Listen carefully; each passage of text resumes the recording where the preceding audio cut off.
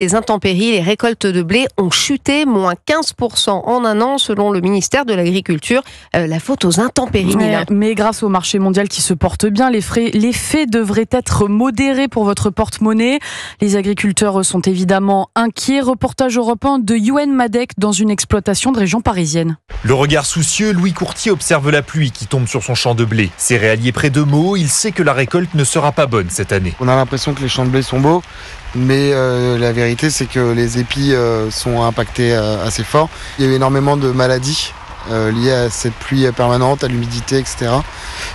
Qui font que la croissance du blé c'est pas bien faite. Quand on s'approche, ces maladies sont bien visibles sur certains épis. Ici, là.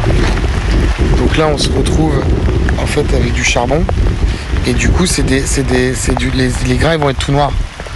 Du coup, un grain qui est tout noir, c'est un grain qui ne produit pas de farine, c'est un grain qui fait rien, donc il sera foutu à la poubelle, quoi. Mais ce que redoute le plus l'agriculteur, c'est une autre maladie qui réduit la taille des grains et dont les dégâts ne seront vraiment visibles qu'au moment de la récolte. Et par exemple, là, ce grain-là est tout petit par rapport à celui-là, qui doit faire au moins 2 fois la taille. Donc on se retrouve à livrer finalement des choses, on appelle ça dans le jargon du blé à poule, quoi. Du blé moins bon donc, qui risque de ne pas pouvoir être utilisé pour faire de la farine.